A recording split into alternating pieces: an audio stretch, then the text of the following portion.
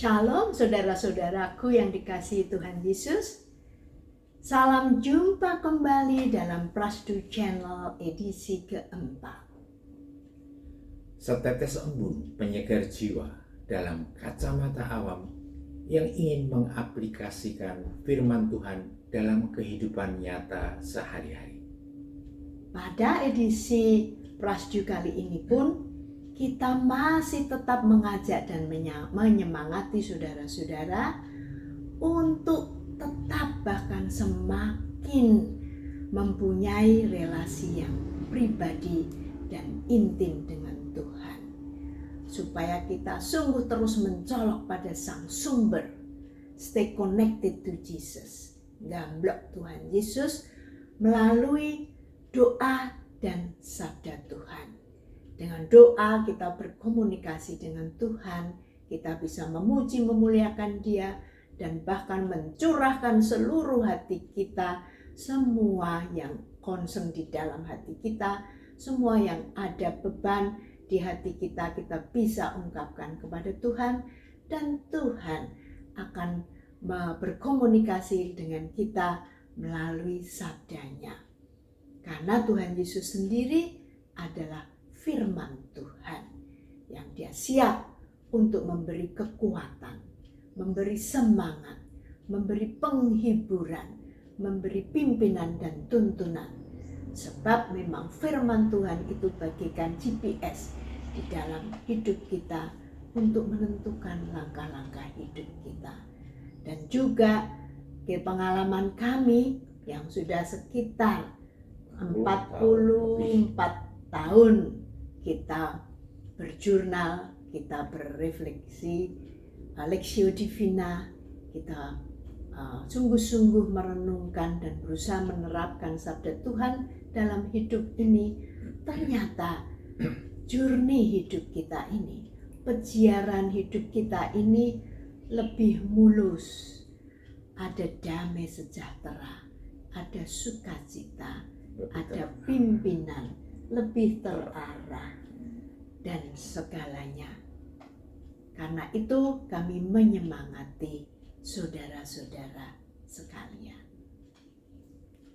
Kesempatan kali ini kita akan menimba inspirasi dari respon seorang perempuan Samaria dalam komunikasinya di dekat sumur Yakub. Dari Injil Yohanes bab 4 ayat 1 sampai 42. Satu perikop yang cukup panjang tetapi sangat menarik. Menarik karena Yesus begitu peduli pada seorang yang sungguh-sungguh haus akan kebenaran. Kebenaran itu dia pikirkan bisa didapat ketika dia mendapatkan seorang suami yang tepat, sehingga dia berusaha sungguh-sungguh untuk mendapatkan suami yang pertama kurang memuaskan, yang kedua dengan kriteria yang berbeda yang dianggap lebih baik kurang memuaskan juga, demikian selanjutnya. Dan dia sungguh-sungguh haus. Kehausannya itu dia ungkapkan di ayat 25. Dia tahu bahwa ternyata nanti Mesias akan datang dan dia disebut Kristus.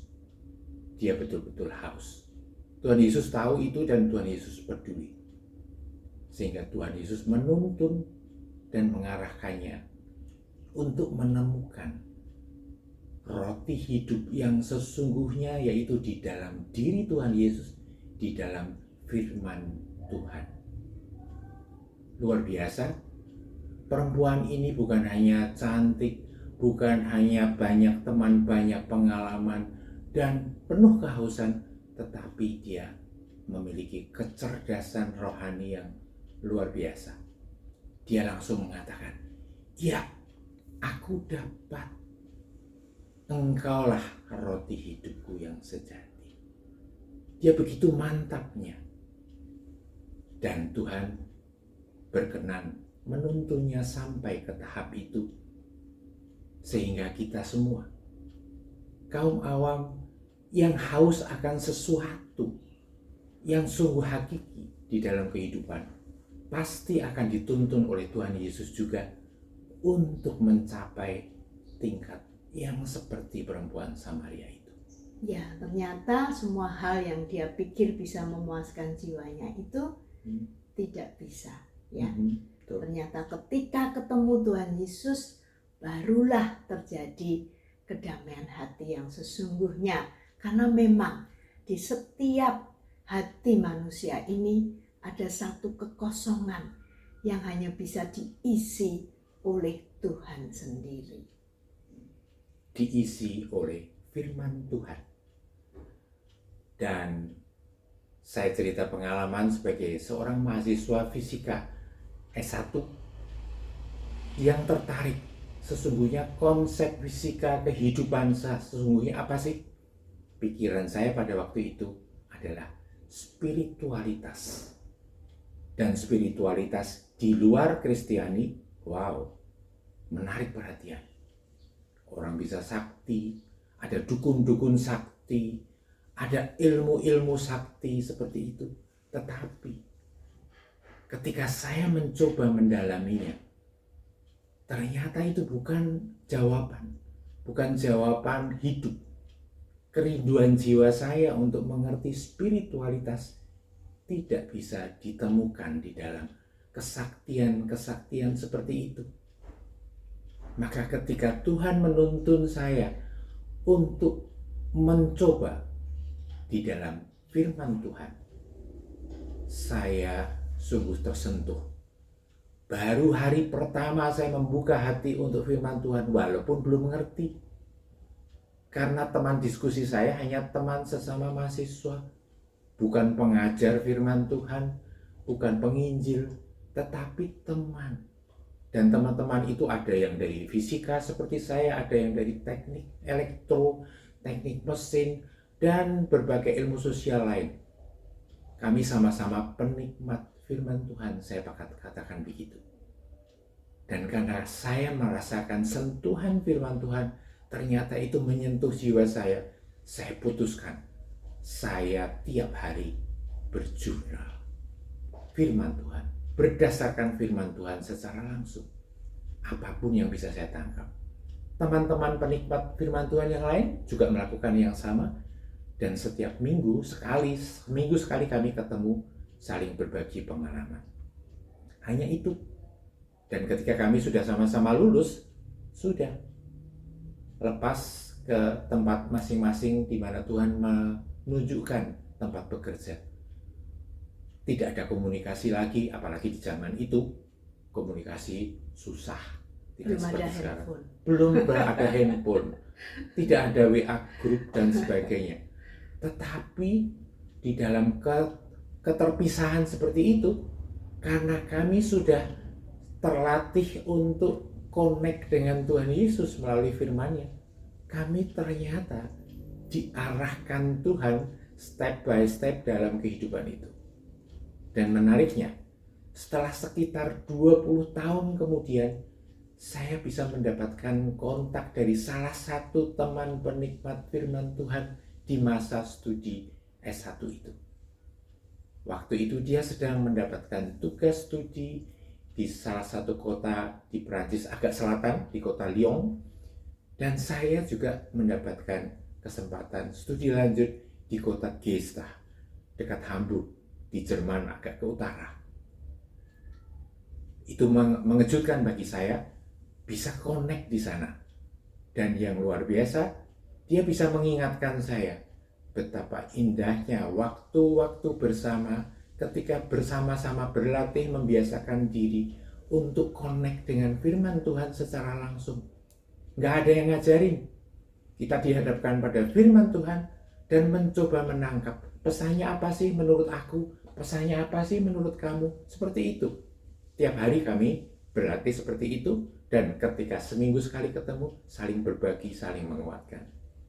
Dan dia mengingatkan, indah sekali ya waktu-waktu itu. Dan terbukti Tuhan menuntun selama 20 tahun ini sampai kita mencapai tahap ini. Terbukti bahwa tuntunan firman Tuhan untuk hidup kita masing-masing itu oke banget. Kita sama-sama menjadi calon-calon dokter di Jerman dan di Perancis. Tuhan begitu hebat. Maka kami saling menyemangati. Kita teruskan kebiasaan untuk connect dengan firman Tuhan. Di dalam firman-Nya itu berjurnal tiap hari, karena terbukti itu menjadi tuntunan yang sangat meyakinkan. Tuhan luar biasa. Ya betul. Bahkan ketika Pak Pras ini ternyata sempat belajar paranormal, menjadi seperti dukun Pak Pras ini dulunya. Tapi ternyata tidak memuaskan. Tidak ada damai sejahtera. Padahal hanya Pak Pras itu hanya nyebul itu apa? Meniupkan dari mulut. Itu orang bisa pingsan loh. Tapi ternyata itu tidak membuat dia sukacita. Tidak ada damai sejahtera. Tidak terpuaskan. Tidak terpuaskan jiwanya. Nah, memang ternyata hanya Tuhan yang memberi kepuasan batin. Oleh firman-Nya itu, ketika kita dalam sedih, kita dihibur. Ketika kita lemah, kita dikuatkan. Ketika kita bingung, Dia menuntun. Dan dengan kita membaca kitab suci, merenungkannya, mengaplikasikannya dalam hidup sehari-hari itu, ternyata membuat karakter kita berubah. Ada perubahan besar di dalam diri. Sudut pandang hidup kita menjadi berubah. Kita terus tumbuh di dalam pengenalan yang benar akan Dia, yang membuat kita makin percaya, dan itu membuat kita mulus, tertata, terarah di dalam menjalani, melakoni hidup ini. Saya hanya cerita satu hal saja, bahwa saya memulai sungguh-sungguh bisa ketemu pribadi dengan Tuhan ketika saya masih di SMA kelas 2 atau kelas 3. Nah, ketika saya baru mulai belajar bagaimana berjurnal, saya itu mendapatkan dari Matius 12 ayat 20. Buluh yang patah terkulai tidak akan diputuskannya, dan sumbu yang pudar nyalanya tidak akan dipadamkannya. Saya adalah remaja yang sangat mudah putus asa. Saya sangat rapuh. Nah, saya merasa, oh Tuhan justru akan membuat saya hebat. Dari yang mudah patah semangat seperti tadi, yang terkulai, Tuhan membuat akan menjadi kuat. Dan terbukti saudara-saudara, saya malah lupa kalau saya itu dulu orang yang sangat mudah putus asa, pesimistis banget. Juga mungkin saudara-saudara bisa melihat, adakah saya sekarang orang yang mudah putus asa atau penuh semangat, justru penuh kepercayaan kepada Tuhan Yesus, mantap dalam menjalani hidup ini. Masa pandemi ini sebenarnya suatu kesempatan yang luar biasa yang tersedia bagi kita masing-masing untuk terus berlatih dan bahkan makin berlatih, karena kesempatannya tersedia khusus. Mari kita terus berlatih, karena kami yang sudah sekian lama mengalami Tuhan dan merasakan tuntunannya hebat, itu kami rindu untuk terus berlatih, karena terbukti semakin berlatih berkatnya semakin ketemu lebih hebat lagi. Terus seperti itu.